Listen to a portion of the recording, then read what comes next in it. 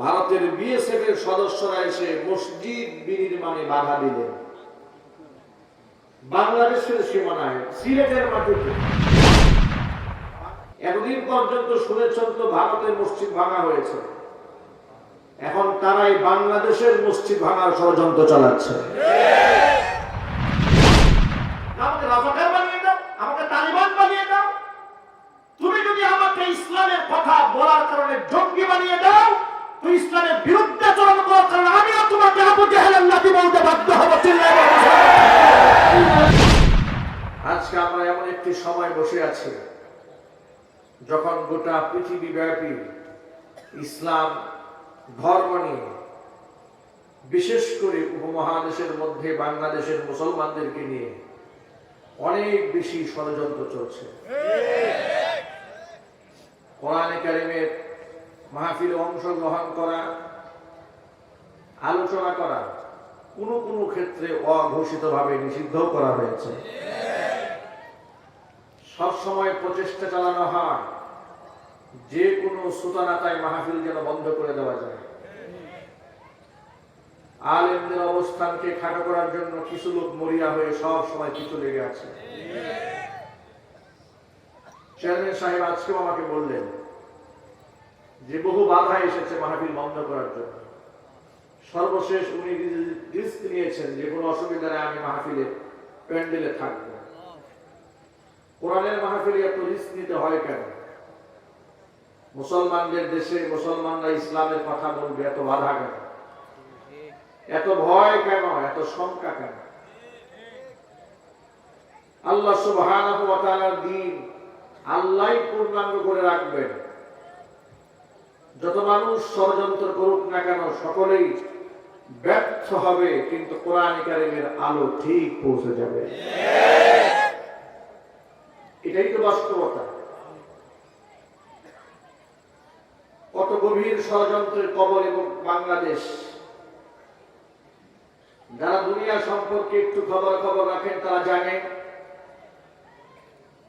আজকে আপনারা অনেকেই সংবাদটা দেখেছেন, গতকাল হয়তো বা দেখেছেন, সিলেটের বিয়ানীবাজারে ভারত বাংলাদেশ সীমানায় বহু পূর্ব নির্মিত এক জামি মসজিদ, সেই জামি মসজিদের চাল ফুটো হয়ে গিয়েছে। মসজিদের মধ্যে পানি পড়ে বাংলাদেশের সীমানায়। এলাকাবাসী মসজিদ রিকনস্ট্রাকশন করতে চাইলে মসজিদকে ছাদ দেবে, মসজিদকে পুনর্নির্মাণ করতে গেলেন ভারতের বিএসএফ এর সদস্যরা এসে মসজিদ বিনির্মাণে বাধা দিলেন বাংলাদেশের সীমানায়, সিলেটের মাটিতে। বাংলাদেশে মসজিদ বানাচ্ছে বাংলাদেশের মুসলমানেরা, বাধা দিচ্ছে ভারতের বিএসএফ। এই বিষয়গুলোকে আপনারা সাধারণ দৃষ্টিতে দেখেন? এতদিন পর্যন্ত শুনেছেন তো ভারতের মসজিদ ভাঙা হয়েছে, এখন তারাই বাংলাদেশের মসজিদ ভাঙার ষড়যন্ত্র চালাচ্ছে। এই জন্য সকল ভাইদেরকে বলছি, আমরা খুব রিস্কি মোমেন্ট অতিবাহিত করছি, আমাদেরকে সজাগ দৃষ্টি রাখতে হবে। সব কিছুর মধ্যে রাজনীতির গন্ধ বোঝা যাবে না। আমরা যখন জন সচেতনতার লক্ষ্যে এ কথাগুলো জাতির সামনে পেশ করি, তখন এই সমাজের কিছু শিক্ষিত নামক মূর্খরা, দুনিয়ালোভী এবং স্বার্থান্বেষী মহল এই বক্তব্যগুলোর মধ্যেও রাজনীতির গন্ধ তালাশ করে। বিড়ালের স্বভাব যেমন যেখানে যায় সেখানে সুটকি খুঁজে, সুটকির গন্ধ পায়। পোলাও মাংস থাকতে দিলেও পোলাওর কাছ থেকেও সুটকির গন্ধ পায়। এই শ্রেণীর লোকদের সামনে আপনি যত ভালো কথাই বলেন না কেন, এরা নাকের মধ্যে শুধু রাজনীতির গন্ধই খুঁজে পাবে। এগুলো মুনাফিক। চিল্লায় বলতে হবে ঠিক কিনা মুসলমান?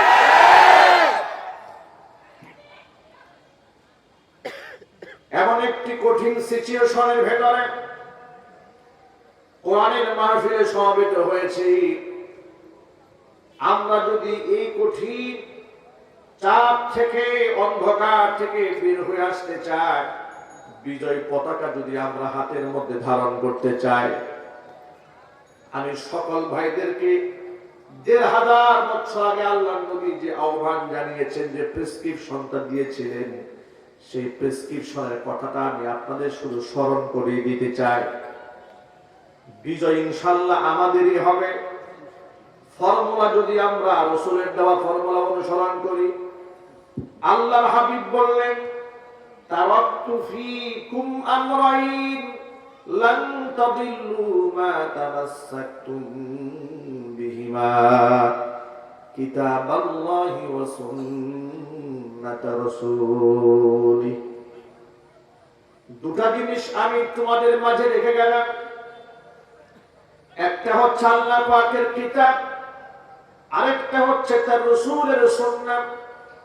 যতদিন পর্যন্ত মজবুত ভাবে আঁকড়ায় ধরে রাখতে পারবে, লান তাদিল্লু, ততদিন কশিন কালেও তোমাদের পদস্খলন হবে না।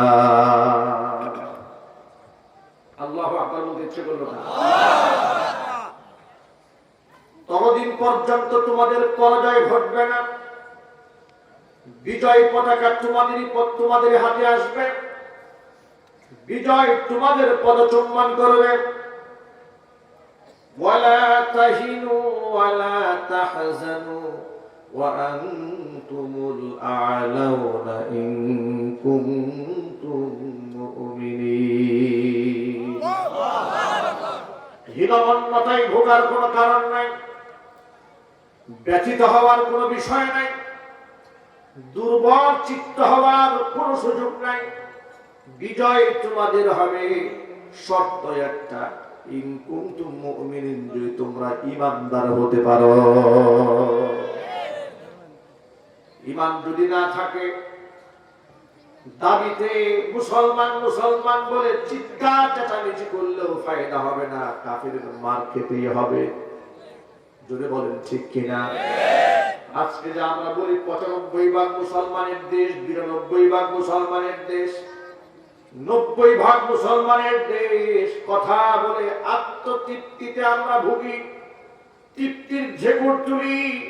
কিন্তু আসলে কি কোরআন হাদিসের বিচারে যাদেরকে মুসলমান বলা হয়, এতগুলা মুসলমান কি বাংলাদেশে আজও আছে? আরো জোরে বলেন, নাকি আছে? আমি তো বহু জায়গায় কথা বলেছি, প্রকৃত অর্থে যদি ৯২% মুসলমান বাংলাদেশে থাকতো, তাহলে বাঙালির সীমানার ভিতরে একজন নাস্তিক মুরতাদ কোরআন সুন্নাহর বিরুদ্ধে একটা টু শব্দ করতে সাহস পেত না। আমরাই তো দুর্বল হয়ে পড়েছি। আমরা দাবিতে মুসলমান হয়েছে, কিন্তু কাজে আমাদের ইসলাম নাই। মুসলমানের সবচেয়ে বড় পরিচয় হলো নামাজ। ভালো করে তাকায় দেখেন, কয়জন মানুষের জীবনে নামাজ আছে? নামাজ থাকলেও সে নামাজটা কোরআন সুন্নাহ দ্বারা বর্ণিত পদ্ধতিতে না, নিজেরা মন গড়া নামাজ পড়ি, মন চাইলে পড়ি, মন চাইলে পড়ি না, যেখানে খুশি সেখানে পড়ি, অথবা একদম ছেড়েই দিয়ে আমরা বুকে হাত দিয়া বলার সাহস এখানে অধিকাংশ মানুষের হবে না যে আমরা ৫ ওয়াক্ত নামাজ ইহতিমামের সাথে আদায় করি। অথচ বিশ্বনবী মুহাম্মদ রাসূলুল্লাহ সাল্লাল্লাহু আলাইহি ওয়াসাল্লাম বলেছেন, মান তারাকা সালাতান মুতাআম্মিদান ফাকাদ কাফারা। ইচ্ছাকৃতভাবে এক ওয়াক্ত নামাজ যে ব্যক্তি ছেড়ে দিল, সেই ব্যক্তি কুফরি করলো। আল্লাহর হাবিব ভিন্ন হাদিসের মধ্যে বলেন, আস-সালাতু ইমাদুদ্দিন, নামাজ হচ্ছে দ্বীনের খুঁটি, স্তম্ভ। মান আকামাহা আকামাদ-দ্বীন, যে ব্যক্তি নামাজকে কায়েম করলো, সে দ্বীনটাকে কায়েম করে ফেললো। আর যে ব্যক্তি নামাজকে শেষ করে দিল, সেই ব্যক্তি তার ধর্মটাকেও শেষ করে দিল। কেন আজকে আমরা মুসলমানরা মার খাই? তার কারণ তো এখানে, আমরা শর্ত ভঙ্গ করেছি। আল্লাহ রাসূল বলেন, শর্ত হলো কোরআন ধরে রাখতে হবে, আমার সুন্নাতকে আঁকড়ায় ধরে রাখতে হবে। ওরা হাজার অস্ত্র নিয়ে আসবে, মিসাইল নিয়ে আসবে, পারমাণবিক বোমা নিয়ে আসবে, প্রকৃত ঈমানদারের সামনে ওরা মাথা উঁচু করে দাঁড়িয়ে কথা বলতে সাহস পাবে না। একটা প্রমাণ আমি আপনাদের সামনে তুলে ধরি। আফগানিস্তানের তালিবানদের সম্পর্কে ইতিমধ্যে আপনারা অনেকেই অবগত হয়েছেন। 2020 সনের ফেব্রুয়ারি মাসের 20 তারিখ বা গোটা পৃথিবীর সর্বাধিক পরাশক্তি আমেরিকা 48টা মিত্র দেশকে সাথে নিয়ে শান্তি কায়েমের লক্ষ্যে, শান্তি কায়েমের স্লোগান দিয়ে সন্ত্রাস জঙ্গিবাদ নির্মূলের নামে তারা আফগান, ইরাক, ইরান এমনকি একের পর এক সমস্ত মুসলিম দেশগুলোকে ধ্বংস করার জন্য ষড়যন্ত্র চালিয়েছে। বদৌলতে ইরাকের উপর রমজান মাসে হামলা করেছিল, রাতের আধারে তাহাজ্জুদের সময় অসংখ্য মানুষকে শহীদ করে দিয়েছে। তালেবানদের মুজাহিদদেরকে একটানা 20টা বছর কষ্ট দিয়েছে, ঘর ভাড়া ছাড়া করে এদেরকে পাহাড়ের গুহার মধ্যে জীবন যাপন করাতে বাধ্য করেছে। বিনিময়ে কি হয়েছে? তালেবানরা আল্লাহর সন্তুষ্টি কামনায় পাহাড়ের গুহায় থেকে জীবন যাপন করেছে। ঈমান আকীদায় এত বেশি মজবুত, শাহাদাতের পেয়ালা হাসি মুখে পান করেছে, কিন্তু সুন্নাহর বিরুদ্ধে কোনো কাজ করে নাই। আল্লাহু আকবার বলবেন। 20 বছর জিহাদ চালিয়েছে কাফেরদের বিরুদ্ধে। 20 বছর পর আমেরিকা যখন দেখতে পেল একের পর এক সৈন্য যারা যায় তারা আর ফেরত আসে না, এদেরকে আর ফেরত নেওয়া সম্ভব হয় না, সর্বশেষ 2020 সনে এসে তালেবানদের সাথে কাতারের মধ্যে গোল টেবিল বৈঠক করে শান্তি চুক্তি করতে বাধ্য হয়েছে। শান্তি চুক্তিতে যখন তালেবানরা এসছে, ড্রেসআপগুলো আপনারা সংবাদ দেখেছেন, মাথার মধ্যে পাগড়ি, গায়ের মধ্যে ধবধবে সাদা জামা, মুখের মধ্যে লম্বা লম্বা দাড়ি, আর প্রত্যেকের হাতে একটা করে তাসবিহ। সুবহানাল্লাহ বলতে ইচ্ছে করে না? আপনারা মনে করেন ঘরে ঘরে বিড়ি টেনে আপনারা বড় মুসলমান হয়ে গেছেন। এরা পাহাড়ের গুহায় থেকেছে। পাহাড়ের গুহায় থেকে ইমানি শক্তি কাকে বলে? আমেরিকার মতো পরা শক্তিকে পিছু হতে বাধ্য করেছে। আল্লাহু আকবার বলেন। ভাইরা আমার, আল্লাহর হাবিব সাল্লাল্লাহু আলাইহি ওয়াসাল্লাম হাদিস শরীফের মধ্যে বলেছেন, আল জিহাদু মাউজুন ইলা ইয়াউমিল কিয়ামাহ। কুফফারদের বিরুদ্ধে লড়াই চলবে, জিহাদ চলবে কিয়ামত পর্যন্ত, এই জিহাদ বন্ধ হবে না। আল্লাহর হাবিব বলেছেন, সর্বশেষ ইমাম মাহদী আলাইহিস সালাতু ওয়াস সালাম একদল মুজাহিদিনদের সাথে মিলিত হবেন এই পৃথিবীতে, যেই মুজাহিদিনরা সরাসরি কুফফারদের বিরুদ্ধে অস্ত্র যুদ্ধে লিপ্ত থাকবে। এবার আপনার বুকে হাত দিয়ে জবাব দিয়ে বলেন, গোটা পৃথিবীর মধ্যে কোন মুসলমান, কোন দেশের মুসলমান সরাসরি কাফেরদের সাথে লড়াই করে? বাংলাদেশের মুসলমান। যদি বলে না কেন? বাংলাদেশের মুসলমান তো খানকায় থাকে, হাদিয়া যদি পায় তো আল্লাহর উপরে যায়। কথা বলেন না কেন আপনারা? বাংলার পীর সাহেবদের দশা তো এমন হয়েছে, আল্লাহর সেজদা ভুলিয়ে দিয়ে পীরেরা নিজের পায়ে সেজদা গ্রহণ করছে। যেটা বলেন ঠিক কিনা? এরা আবার করবে জিহাদ, এরা আবার জীবন দিবে, এরা আবার শহীদি কাফেলায় শামিল হবে। এদের চোখের সামনে তো কুরআন অবমাননা হয়, এদের ঘুম ভাঙে না। এদের চোখের সামনে রাসূলকে গালি দেওয়া হয়, এদের ঘুম ভাঙে না। এদের চোখের সামনে আলেমদেরকে ফাঁসির মঞ্চে ঝুলানো হয়, এদের ঘুম ভাঙে না। চিল্লায়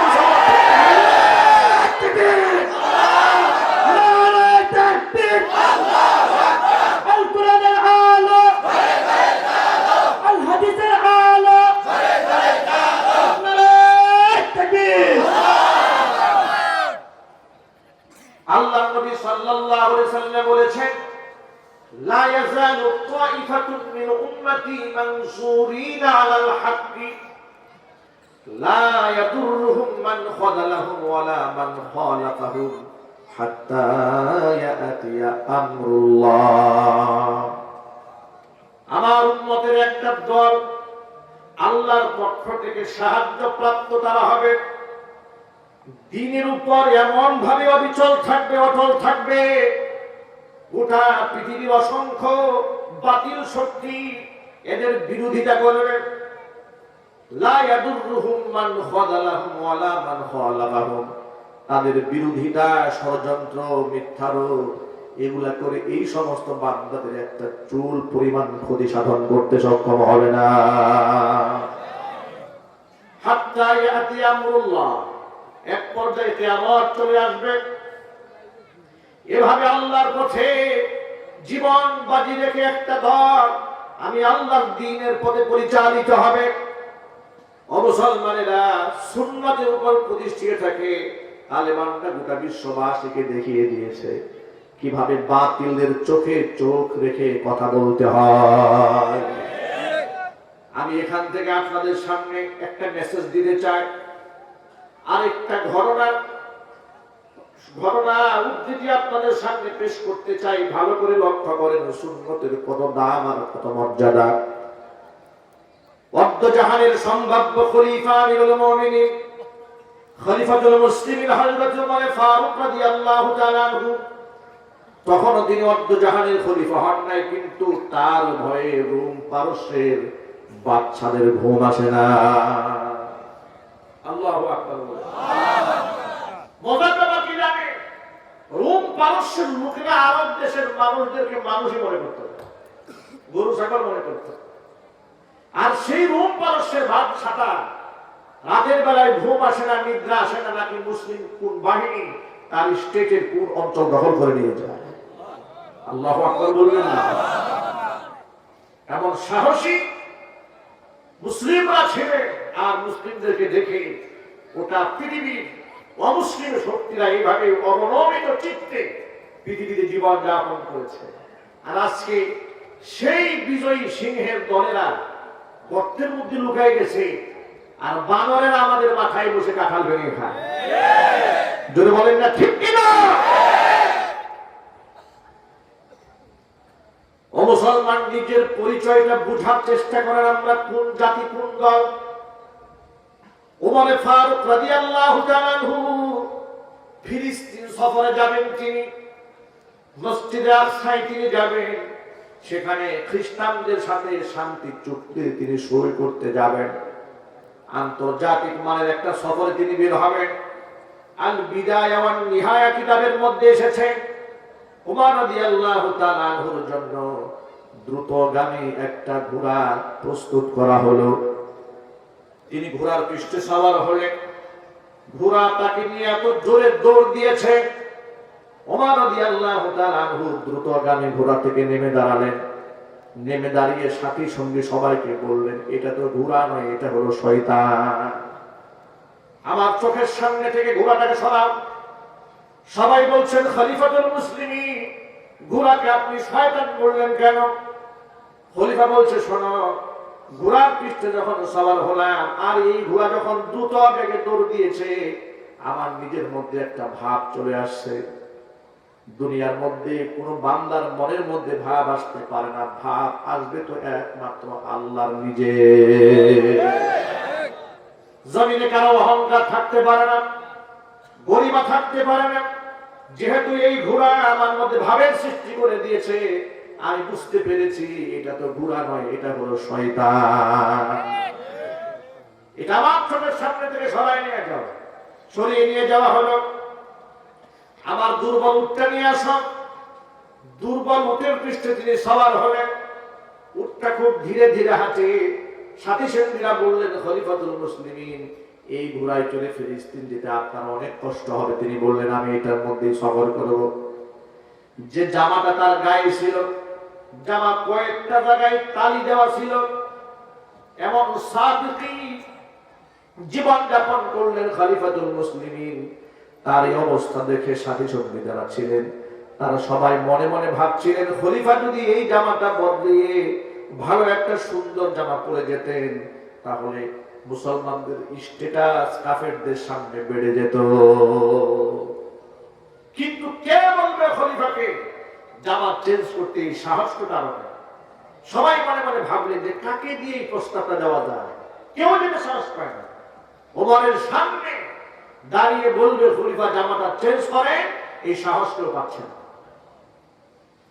সাহাবায়ে কেরাম পরামর্শ করে বললেন এই কথা কেউ বলতে পারবে না, এই কথা শুধু একজন হয়তো বলতে পারবে, তিনি হচ্ছেন নবীর মেয়ের জামাই ফাতেমাতুজ জাহরা রাদিয়াল্লাহু তাআলা আনহার স্বামী হযরত আলী কাররামাল্লাহু ওয়াজহা। যেহেতু একদিক থেকে তিনি আহলে বাইতের সদস্য, নবী পরিবারের সদস্য, আরেক দিক থেকে রাসূলের কলিজার টুকরা মেয়ের জামাই, তিনি যদি একটা আবদার করে তো খলিফা এই আবদার না রেখে পারবে না। আলীকে পাঠালেন এই প্রস্তাব দিয়ে। সাহাবায়ে কেরামের পক্ষ থেকে হযরত আলী কাররামাল্লাহু ওয়াজহা তিনি এই প্রস্তাবটা খলিফার সামনে পেশ করলেন। খলিফার সামনে যখন বলা হলো খলিফা এই প্রস্তাবটা আমার নয়, প্রস্তাবটা সমগ্র মুসলমানের, সবাই চাচ্ছে যেহেতু আপনি দূর দেশে যাচ্ছেন সফরে, আপনি জামাটা চেঞ্জ করে অন্য একটা জামা পরেন। এই কথা শোনার পরে খলিফাতুল মুসলিমিন ওমর রাদিয়াল্লাহু তাআলা আনহু বলছেন আলী শোনো, কুন্না আযাল্লাল কওমি, আমরা ছিলাম পৃথিবীর মধ্যে সবচেয়ে নির্যাতিত নিগৃহীত জাতি, সবচেয়ে নিম্নমানের জাতি, কোন সম্মান আমাদের ছিল না, পৃথিবীতে ইজ্জত বলতে আমাদের কিছুই ছিল না। ফাআজ্জানা বিল ইসলাম, যে জিনিসের মাধ্যমে আল্লাহ পাক আমাদের সম্মান বাড়িয়ে দিয়েছেন সেই জিনিসের নাম পোশাক নয়, সেই জিনিসের নাম ক্ষমতা নয়, সেই জিনিসের নাম চাকচিক্য নয়, যে জিনিস দিয়ে আল্লাহ পাক বিশ্বের মধ্যে আমাদেরকে সম্মান ইজ্জতের কাতারে পৌঁছে দিয়েছেন ওই বিষয়টার নাম হলো ইসলাম। মুসলমান হওয়ার আগে পৃথিবীর কেউ আমাদেরকে মানুষই মনে করত না।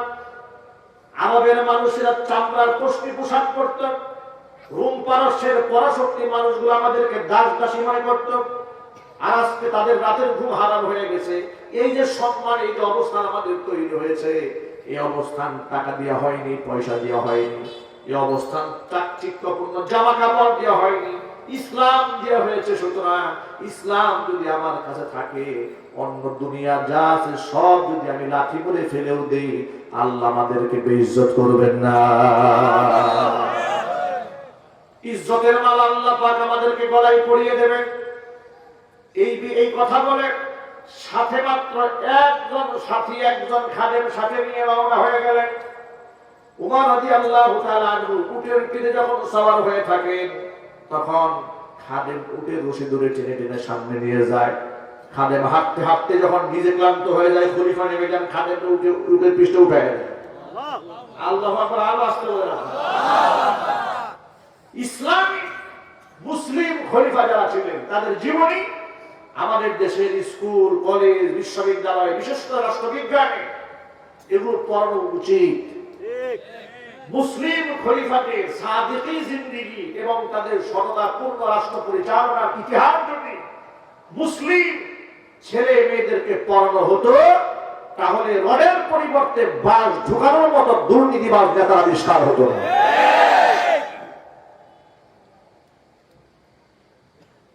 যখনই আমরা এই কথাটা বলি, তখনই কিছু মানুষ সহ্য করতে পারে না, মনে বড় কষ্ট পান তারা। তাদের জন্য আমার ছোট্ট মেসেজ, মানুষের গায়ের মধ্যে যদি অ্যালার্জি কিংবা চুলকানি হয়, মলমটা সে জায়গায় লাগলে সাধারণত একটু জ্বালা পোড়া করে। কথা বলে না কেন?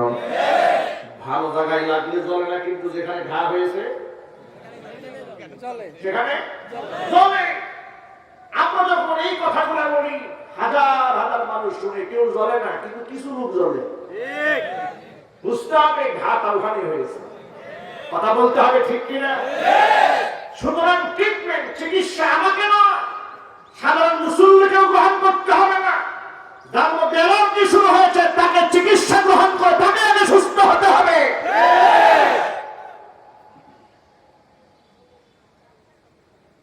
খলিফাতুল মুসলিমিন হযরত ওমর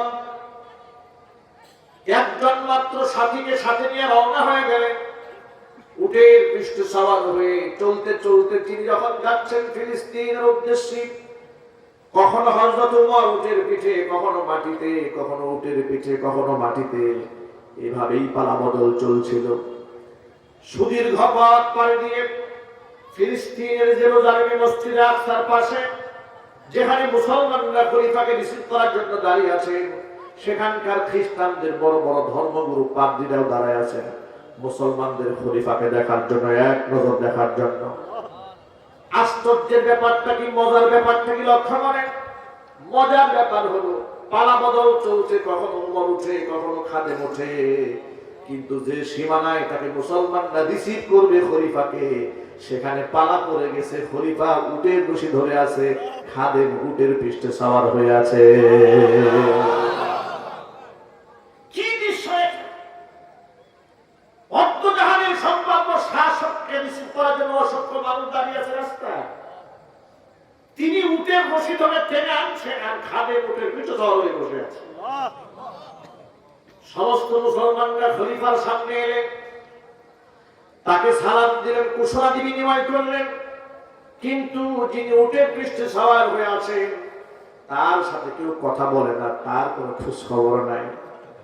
খ্রিস্টান পাদ্রীরা অবাক হয়ে গেল, বিস্ময় প্রকাশ করে মুসলমানদেরকে বলল, আসলেই বলো তো তোমাদের খলিফাকে? বলে, উটের পৃষ্ঠে যিনি বসে আছেন তিনি হচ্ছেন খাদেম, আর রশি ধরে টেনে টেনে যিনি আসতেছেন তিনি হচ্ছেন মুসলমানদের খলিফা।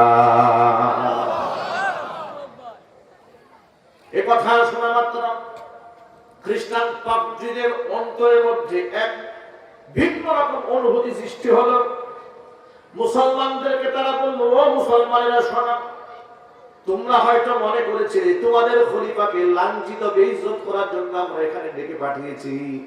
বিষয়টি তা নয়।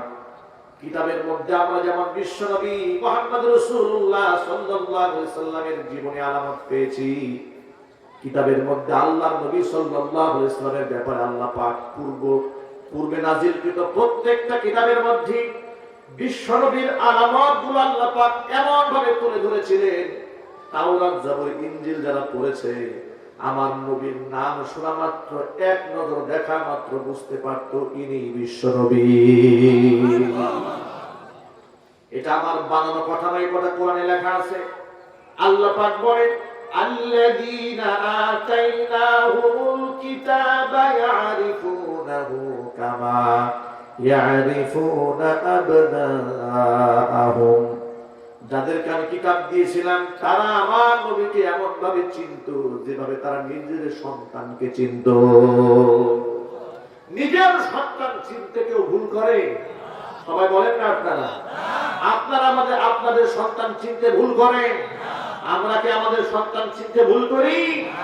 আল্লাহ পাক বলেন, আহলে কিতাবরা আমার নবীকে এমন ভাবে চিনতে পারত যেভাবে তারা নিজের সন্তানকে চিনতে পারত।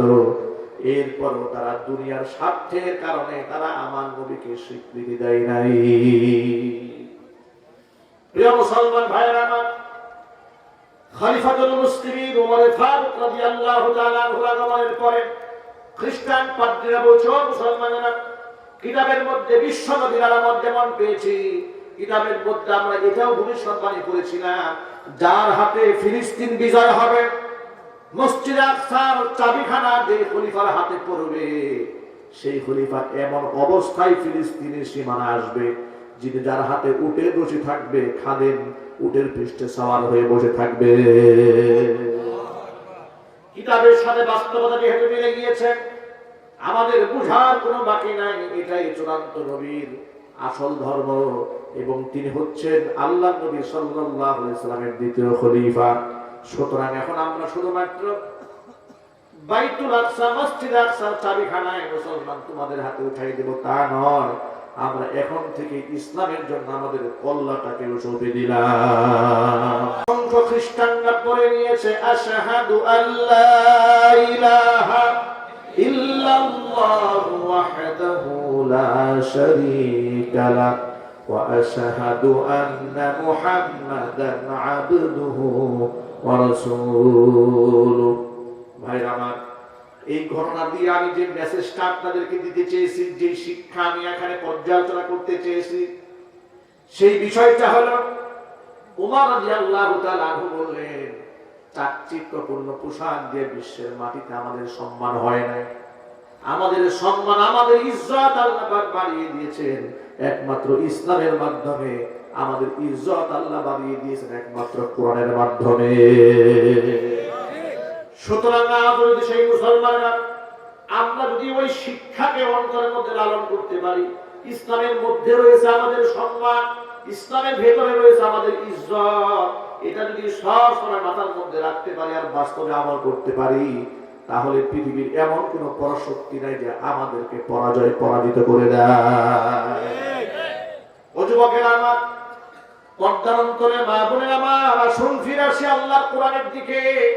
আমার প্রথম পরিচয় মুসলমান, আর মুসলমানিত্ব পরিচয় দেওয়ার জন্য সর্বপ্রথম যে আলামতটা দরকার সেটা হচ্ছে আমার জিন্দেগীর 5 ওয়াক্ত নামাজ।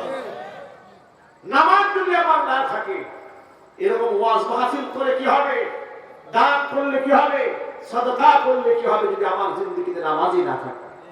ঠিক কি না? নামাজ প্রত্যেকটা মানুষের জন্য বাধ্যতামূলক।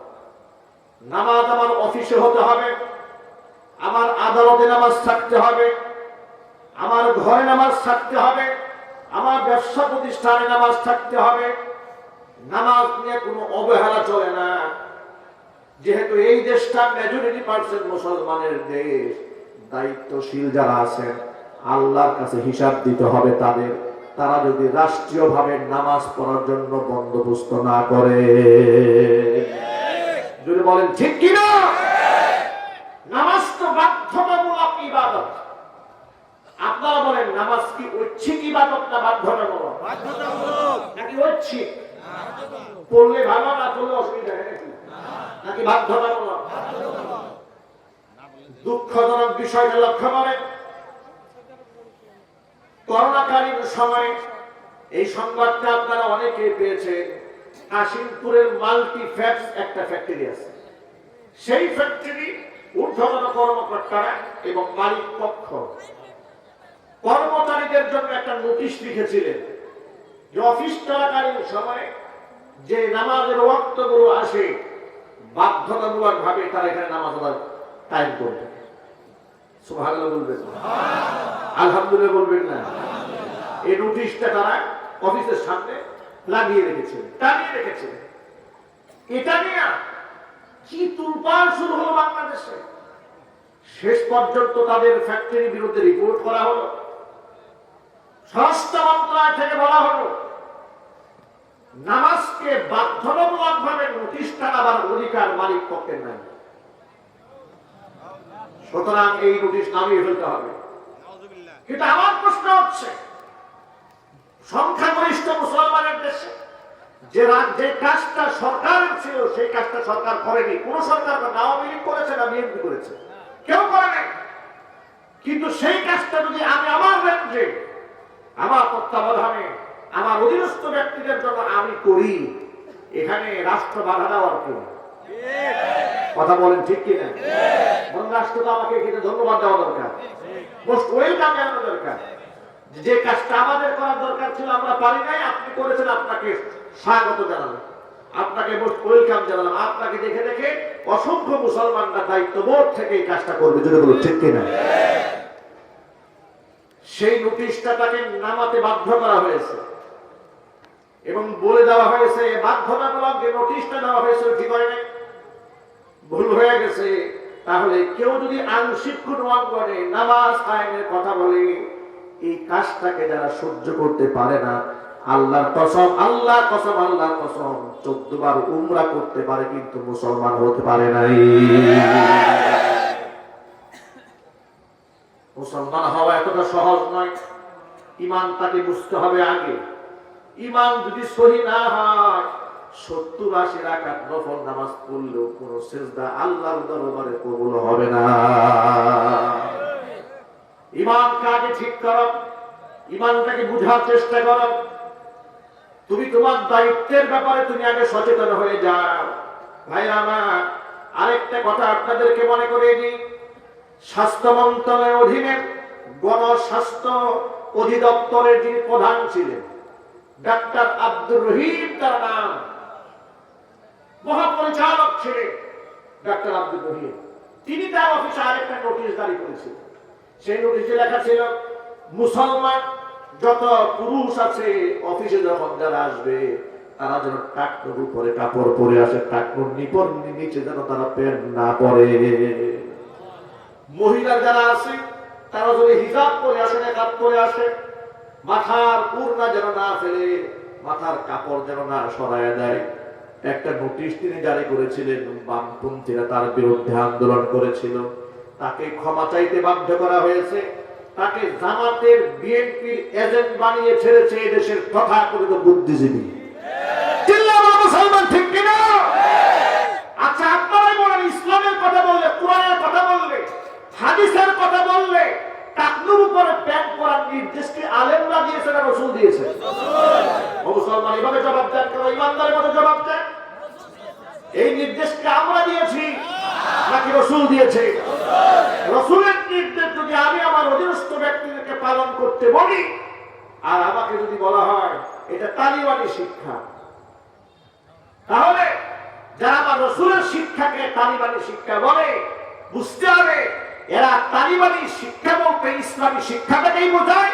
এরা তালিবান ধ্বংস করার নামে ইসলামকে ধ্বংস করার পায়তারা চালায়। কিন্তু মুসলমানরা তাদের এই স্বপ্ন পূরণ হতে দেবে না। ডাক্তার আব্দুর রহিমকে ওএসডি করা হলো, দায়িত্ব থেকে বহিষ্কার করা হলো, পদ হারিয়ে ফেললেন শুধুমাত্র টাকনুর উপরে কাপড় পরার কারণে।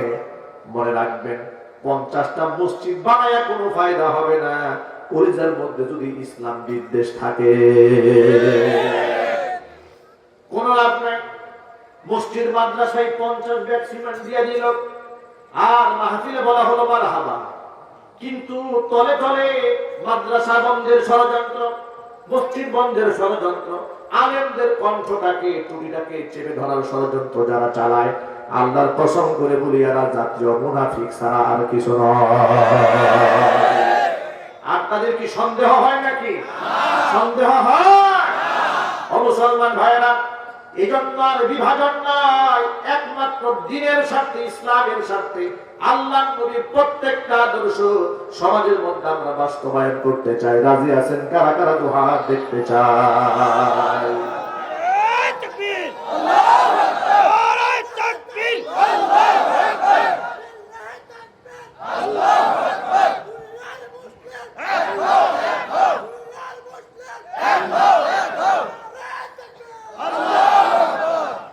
একদিক থেকে নামাজের জন্য নোটিশ টানালে জবাবদিহিতা করতে হয়, হিজাব পড়তে বললে জবাবদিহিতা করতে হয়, টাকনুর উপরে প্যান্ট পাজামা পরলে জবাবদিহিতা করতে বলা হয়। পক্ষান্তরে আরেকটা জায়গায় দেখা গেল, নোয়াখালী লক্ষ্মীপুরের সরকারি কলেজ মাঠে প্রধান শিক্ষক নোটিশ জারি করে দিলেন যে ফেব্রুয়ারি মাসের 16 তারিখে পূজা হচ্ছে, সংশ্লিষ্ট সকল কর্মচারী কর্মকর্তা ছাত্র ছাত্রীকে পূজায় অংশগ্রহণ করার জন্য অনুরোধ করা হলো। এখন আর চাকরি যাবে, এখন তা পদ পদবি বেড়ে যাবে। কারণটা কি? মুসলমানদের দেশে ইসলামের কথা বললে তুমি আমাকে একটা দলের মধ্যে ঢুকাই দাও, তুমি আমাকে একটা দলের মধ্যে ঢুকাই দাও, হয়তো জামাত বানিয়ে ফেলো, না আমাকে রাজাকার বানিয়ে দাও, আমাকে তালিবান বানিয়ে দাও। তুমি যদি আমাকে ইসলামের কথা বলার কারণে জঙ্গি বানিয়ে দাও, তো ইসলামের বিরুদ্ধে আচরণ করার কারণে আমিও তোমাকে আবু জাহেলের লাঠি বলতে বাধ্য হবো।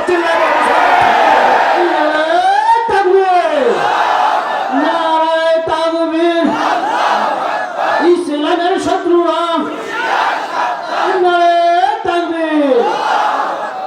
এজন্য আমার কোন মুসলমান ভাইয়ের আবু জেহেলের নাতিপুতির সাথে কোনো সম্পর্ক থাকতে পারবে না। রাজি আছেন? আনন্দের সাথে সম্পর্ক রাখবেন, হক্কানি আনন্দের সাথে। যারা বাতিলের চোখে চোখ লাগিয়ে কথা বলতে পারে তাদের সাথে থাকতে চান, তারা আমরা দোহার করতে চাই।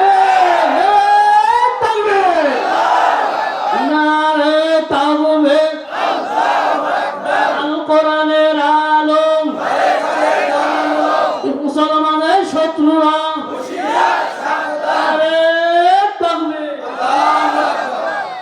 এজন্য আমি সকল যুবক ভাইদেরকে আহ্বান জানাবো, মা বোনদেরকে আহ্বান জানাবো, ইসলাম যদি আমার গলার মালা বানিয়ে রাখতে পারি আমার কোনো ভয় নাই, আমার কোনো চিন্তাও নাই। এই জন্য সবার আগে নিজের দিনকে ঠিক করার জন্য নামাজটা সবার আগে ঠিক করে ফেলতে হবে। আমাদের এক ওয়াক্ত নামাজ যেন কাজা না হয়। আমরা বলি ইনশাআল্লাহ, নামাজ হবে তো ইনশাআল্লাহ, মসজিদে 5 ওয়াক্ত নামাজ হবে তো ইনশাআল্লাহ। কারা কারা নামাজ পড়বে, কারা কারা নামাজ পড়বে? আলহামদুলিল্লাহ, কবুল করেন আমিন।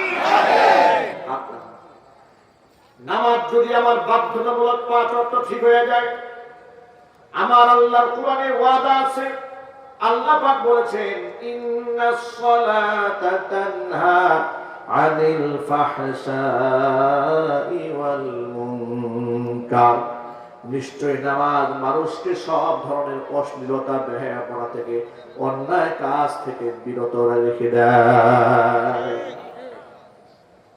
এই জন্য নামাজটা নিজেরাও পড়বো, ঘরের মধ্যে যেন নামাজ হয়। আমার মা বোনেরা যেন ঘরের মধ্যে নামাজ পড়তে পারে, নামাজের পরিবেশ ঘরের মধ্যে রাখতে হবে। আমরা প্রত্যেকেই আমাদের ঘরগুলাকে সিনেমা হল বানিয়ে ফেলেছি, জোরে বলেন ঠিক কিনা? অত্যন্ত দুঃখজনক হলেও সত্য কথা, আমাদের ঘরগুলাকে আমরা সিনেমা হল বানিয়ে ফেলেছি। 24 ঘন্টা ডিশ এন্টিনার মাধ্যমে নাটক চলে, সিনেমা চলে, স্টার জলসা, জি বাংলা, জি প্লাস, এগুলো সিরিয়াল আজকে অধিকাংশ মুসলিম মা বোনেরা দেখে। অত্যন্ত দুঃখজনক ব্যাপার মা বোনেরা, খবরদার খবরদার, জাহান্নামের পথে পরিচালিত হবেন না।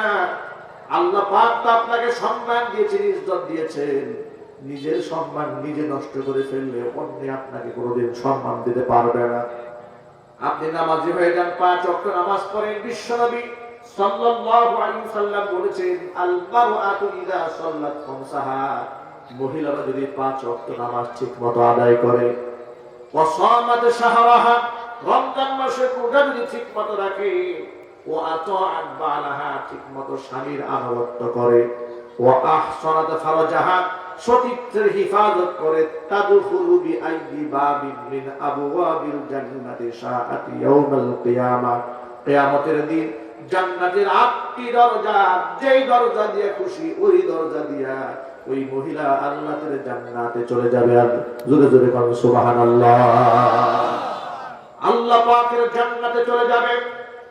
এজন্য আমি আমার মা বোনদেরকে কথা মতো বলবো, পুরুষ ভাইরা যেমন নিয়ত করেছেন 5 ওয়াক্ত নামাজ পড়ে ফেলবেন, মা বোনরা পাকা নিয়ত করে ফেলেন আজকের পর থেকে 1 ওয়াক্ত নামাজ যেন কাজা না হয়ে যায়। 1 নাম্বার কথা। 2 নম্বর বিষয় হচ্ছে অবশ্যই স্বামীর আনুগত্য করতে হবে, স্বামীর সাথে নাফরমানি করা যাবে না। আল্লাহর নবী সাল্লাল্লাহু আলাইহি ওয়াসাল্লাম তিনি মহিলাদেরকে ডাক দিয়ে বললেন, ইয়া মাশারান নিসা, ও মহিলারা, তাসাদদাকুনা, বেশি বেশি তোমরা দান সদকা করো, ফাইন্নী উরিতুকুন্না আকসারা আহলিন নার, কারণ জাহান্নামের ভিতরে আমি তোমাদেরকে বেশি দেখেছি। জোরে কোন নাউজুবিল্লাহ। জাহান্নামে যে সমস্ত মহিলারা যাবে তার মধ্যে বড় 2টা কারণ থাকবে মেজর। 1 নাম্বার কারণ হচ্ছে অধিকাংশ মহিলারা স্বামীর সাথে নাফরমানি করে এবং অধিকাংশ মহিলারা বেশি বেশি লানত পেশ করে। কথায় কথায় লানত দেওয়া, স্বামীর নাফরমানি করা।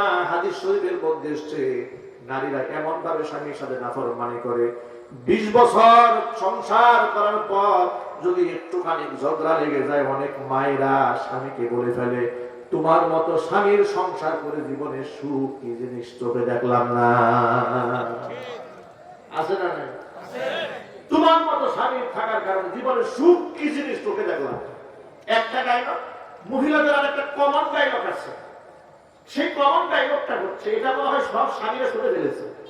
কমন ডায়লগ হচ্ছে, একমাত্র আমার মতো নারী দেখে তোমার ঘরটা করলাম।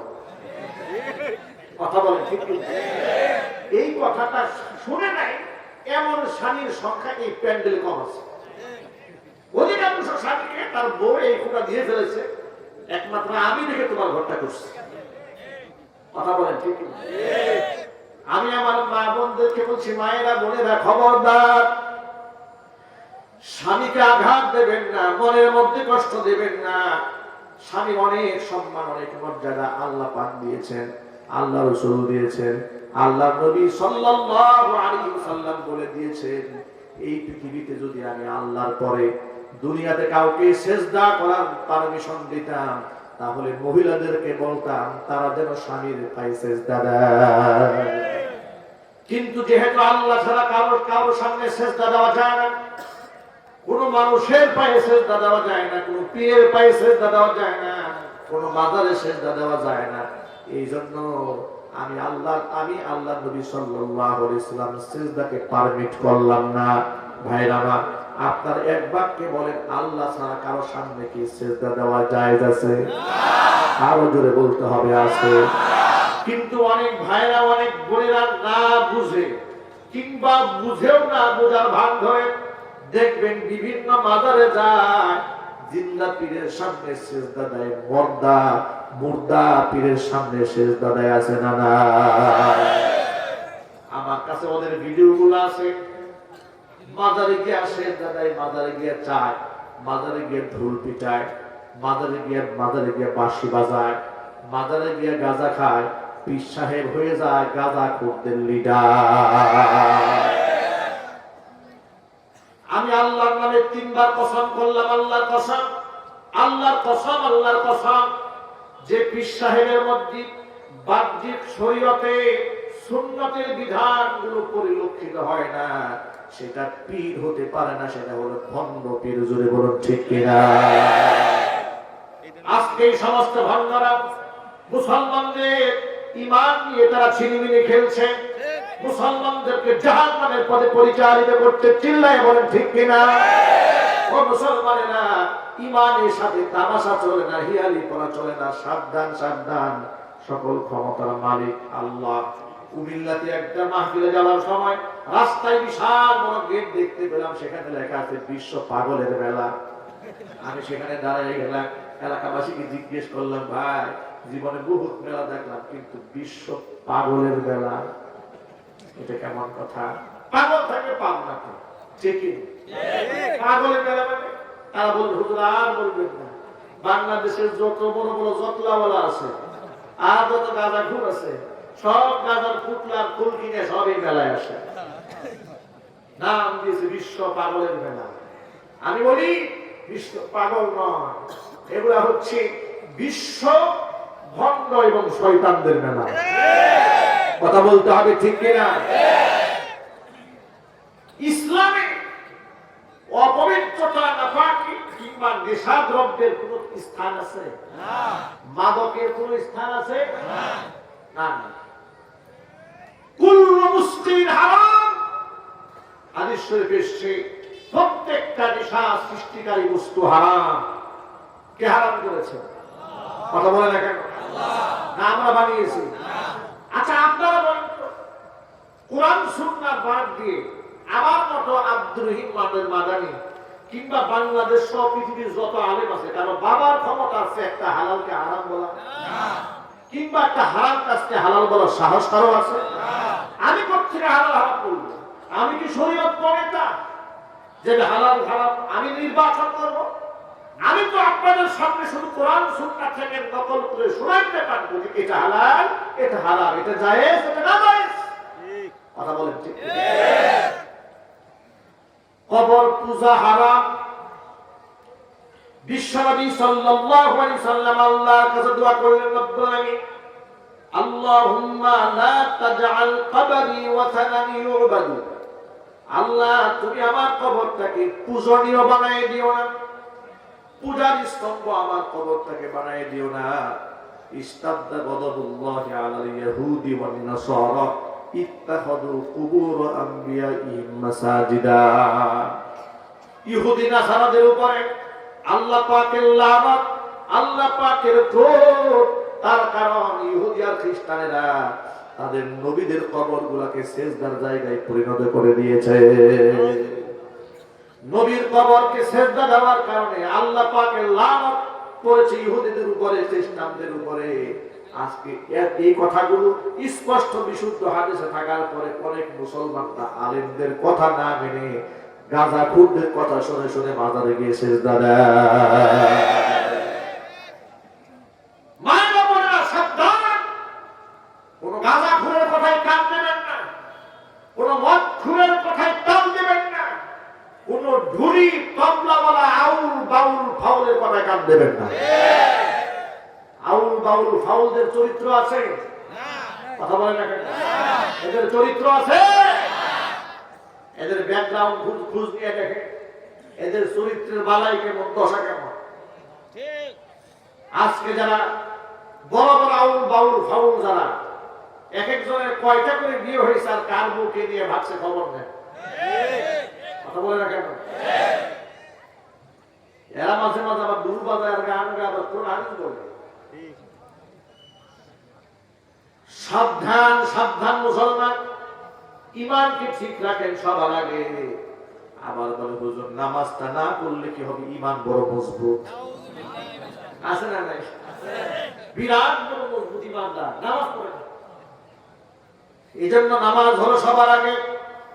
আল্লাহর হাবিব সাল্লাল্লাহু আলাইহি ওয়াসাল্লাম বলেছেন বুনিয়াল ইসলাম আলা খামসি, ইসলামের স্তম্ভ হলো পাঁচটি। এক নাম্বার হচ্ছে শাহাদাতি আল্লাহ ইলাহা ইল্লাল্লাহ ওয়া আন্না মুহাম্মাদার রাসূলুল্লাহ, এই কথার সাক্ষ্য দেওয়া আল্লাহ ছাড়া কোনো ইলাহা নাই, আল্লাহ ছাড়া কোনো মাবুদ নাই, মুহাম্মদ সাল্লাল্লাহু আলাইহি ওয়াসাল্লাম আল্লাহ পাকের বান্দা এবং তার রাসূল। দুই নাম্বার হচ্ছে ওয়া ইকামিস সালাত, নামাজকে কায়েম করা।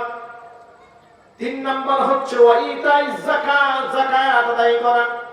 চার নাম্বার হচ্ছে ওয়া হাজ্জিল বাইতি, বাইতুল্লাহ হজ করা। আর পাঁচ নাম্বার হচ্ছে ওয়া সাওমি রমাদান, রমজান মাসে রোজা রাখা। এটা হলো ভিত্তি।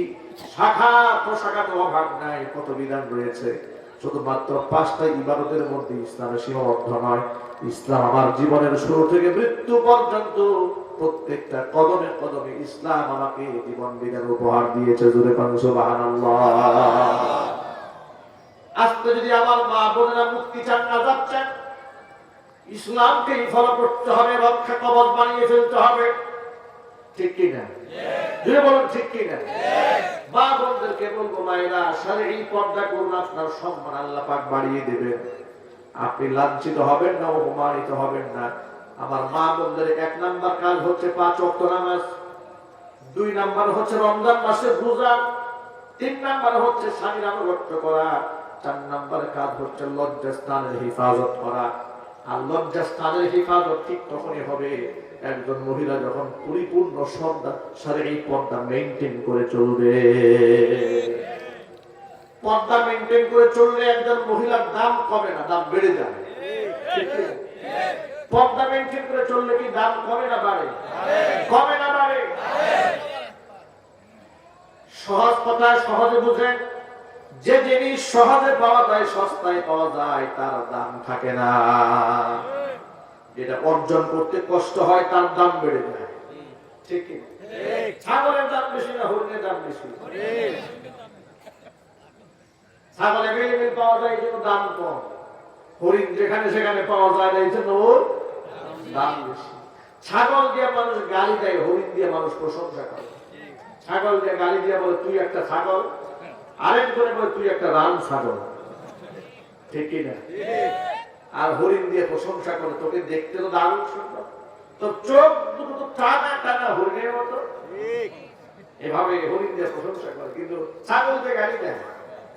এই জন্য যে সমস্ত মহিলারা নিজেকে সস্তায় পরপুরুষের সামনে প্রেজেন্টেশন করে, এদের উদাহরণ হচ্ছে ছাগলের মতো।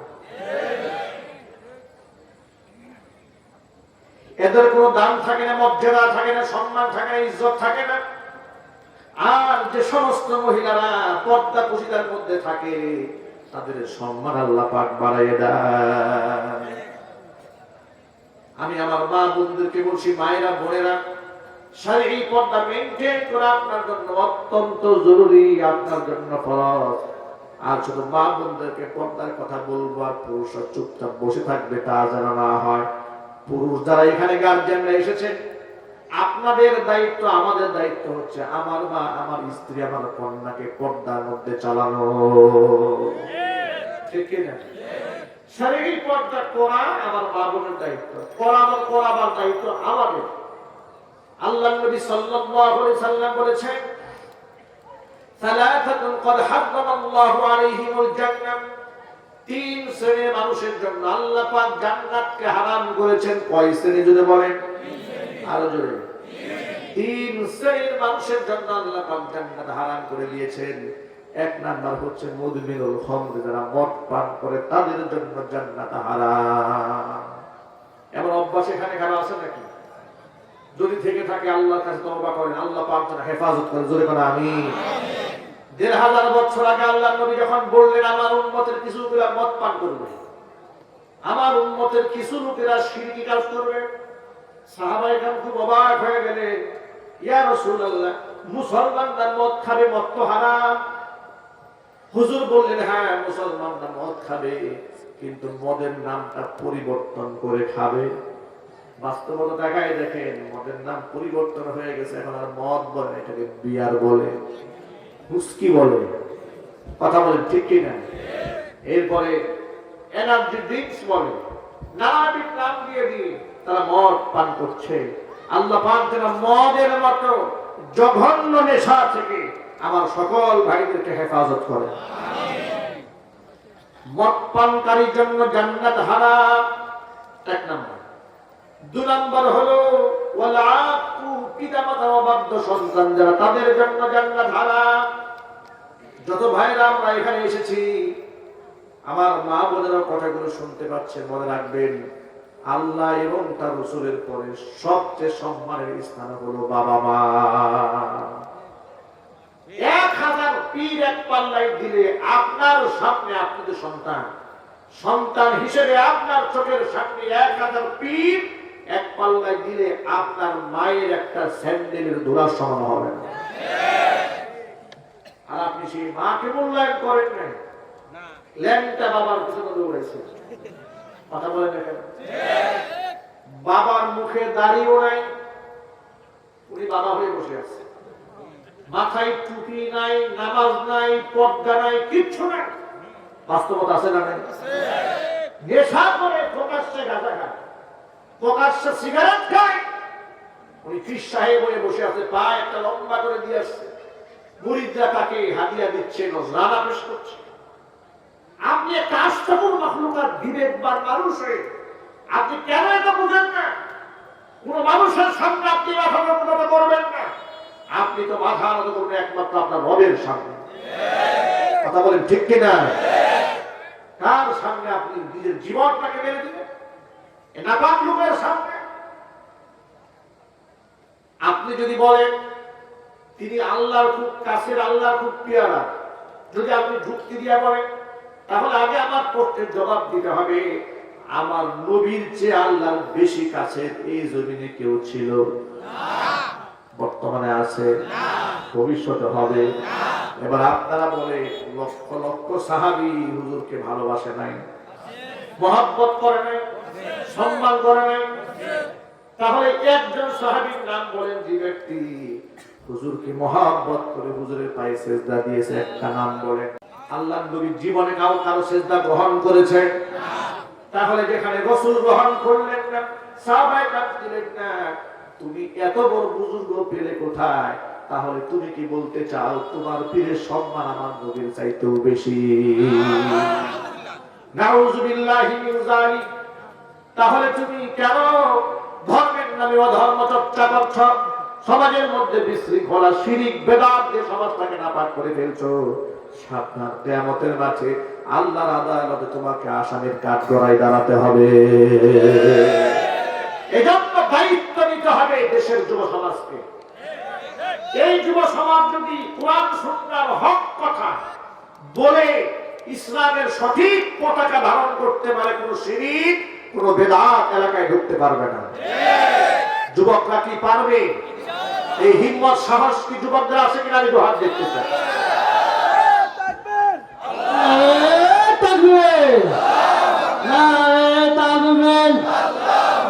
আল কোরআনের আলম, আল হাদিসের আলম, আলে উলামা যেখানে, নারে তাকবীর।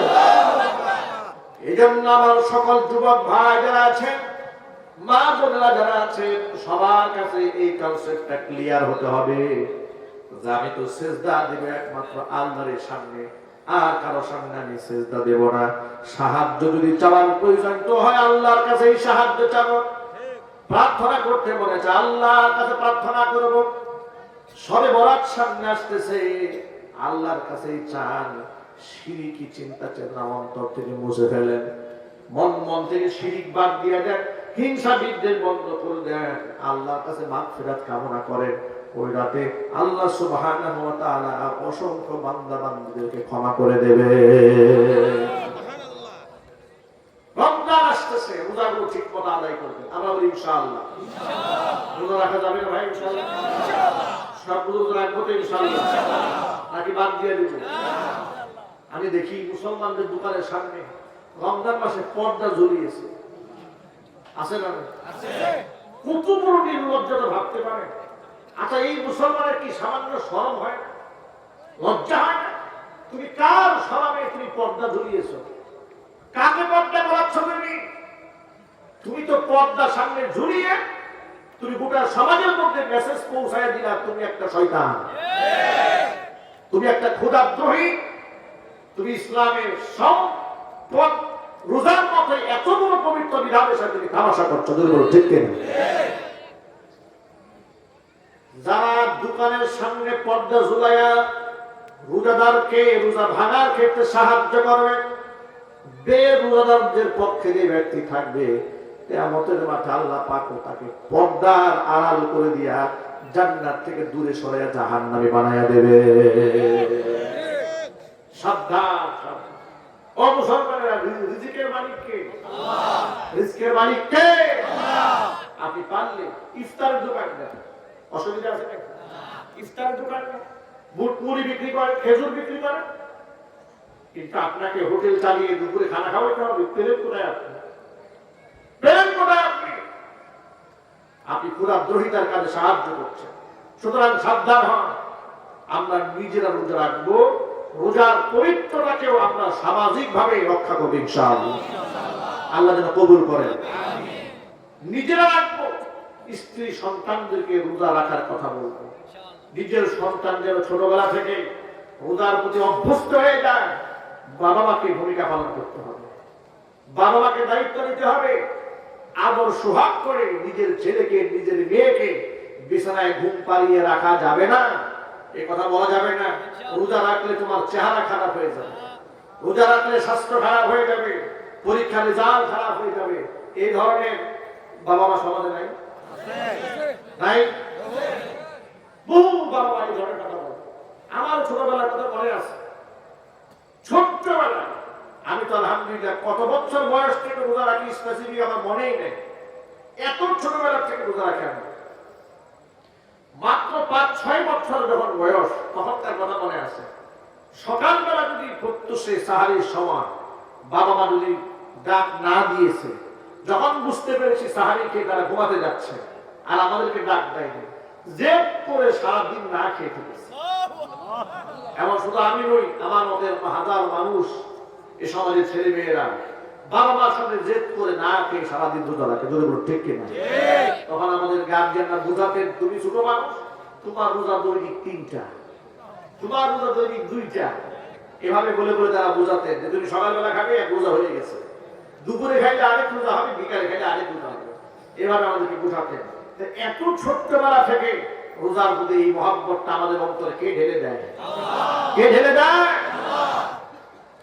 আর সে আপনি আজকে বিশ্ববিদ্যালয়ে চলে যাওয়ার পরে ছোটবেলায় আপনি সারাদিন না খেয়ে থেকেছেন, পরিবার করে সারাটা দিন আপনি না খেয়ে থাকলেন, আর বিশ্ববিদ্যালয়ে যখন চলে গিয়েছেন উপযুক্ত হওয়ার পরে আপনি প্রকাশ্যে ধূমপান করেন। কত বড় কপাল পোড়া! এই জন্য আমি আমার গার্জিয়ানদেরকে বলবো, সন্তানরা যেন ধর্মের পথে চলে। এই জন্য আমাদের সমাজ ব্যবস্থার জন্য যারা দায়ী, তারা অবশ্যই ধর্ম যদি প্রচার না করেন আর ধর্মীয় বিষয় যদি প্র্যাকটিস না করেন, আল্লাহর কাছে তাদেরকেও জবাবদিহিতার কাঠগড়ায় দাঁড়াতে হবে। আমরা যারা আছি গার্জিয়ান বাবা মা, আমরা যদি আমাদের সন্তানদেরকে নামাজে উদ্বুদ্ধ না করি, সন্তানদেরকে যদি আমরা রোজায় উদ্বুদ্ধ না করি, পর্দা পুশিদার মধ্যে উদ্বুদ্ধ না করি, আমাদের সন্তানরাও আমাদেরকে আসামি বাড়ায় ফেলবে। এই জন্য আসুন, নিজেরাও জাহান্নাম থেকে বাঁচতে চাই, সন্তানদেরকেও বাঁচাতে চাই, স্ত্রী পরিবার পরিজনকে নিয়ে আমরা জান্নাতে যেতে চাই। রাজি আছেন না ইনশাআল্লাহ? আমরা সবাই মিলে জান্নাতে যেতে চাই, কেউ জাহান্নামের আগুনে পুড়তে চাই না। আল্লাহ নবী সাল্লাল্লাহু আলাইহি ওয়াসাল্লাম বলেছেন, আলা কুল্লুকুম রাইন ওয়া কুল্লুকুম মাসউলুন আন রাইয়াতিহি। জেনে রেখো, তোমরা প্রত্যেকেই দায়িত্বশীল, প্রত্যেকের দায়িত্বের ব্যাপারে কিয়ামতে আল্লাহর আদালতে জবাব দিতে হবে। যে সমস্ত গার্জিয়ানরা সন্তানদেরকে নামাজ শেখায় না, সন্তানদেরকে কোরআন শেখায় না, দ্বীন শেখায় না, ইংলিশ মিডিয়ামে পড়ায়, লক্ষ লক্ষ টাকা পেছনে খরচ করে, কিন্তু মাদ্রাসায় সন্তানকে পড়াইয়া একজন মুয়াজ্জিন সাহেবকে 500 টাকা বেতন দিতেও কলিজা পুড়ে যায়। আছে না? 500 টাকা বেতন, তাও 3 মাসের বেতন। কত বড় কপাল পোড়া ভাবতে পারেন আপনারা? কোরআন শেখান সন্তানকে। আজকে দেশের চিত্র টাকা, ডানে বামে সামনে পেছনে টাকারই শোনা যায়, অমুকের ছেলে ইয়াবা খায়, অমুকের ছেলে গাঁজা খায়, অমুকের ছেলে আফিম খায়, অমুকের ছেলে হেরোইন খায়। কথা বলে না কেন? শোনা যায় না এগুলা? কিন্তু বুকে হাত দিয়ে বলতে পারি, ওটা পৃথিবীতে চ্যালেঞ্জ করা পারে না, যারা নিজের সন্তানকে কোরআন শিখিয়েছে, আল্লাহর কোরআনের সাথে মহব্বত জমিয়ে দিয়েছে, আল্লাহর কোরআনের মহব্বত সন্তানের সিনায় যারা ঢুকাতে পেরেছে, তাদের সন্তানরা ইয়াবায় আসক্ত হয় না, নেশাখোর হয় না। এই জন্য নিজেদের ভবিষ্যৎ যদি নিজেরা ঠিক রাখতে চান, কিয়ামতে যদি আল্লাহর আদালতে আসামি না হতে চান, সন্তানদেরকে কোরআন শেখান, দ্বীন শেখান, ইসলাম শেখান। আল্লাহ পাক আমাদের তৌফিক দান করেন। জোরে বলুন আল্লাহুম্মা আমিন। আল্লাহ পাক আমাদের 5 ওয়াক্ত নামাজি বানায় না, নবীর সুন্নাহর উপর প্রতিষ্ঠিত হওয়ার তৌফিক আল্লাহ পাক আমাদেরকে দান করেন।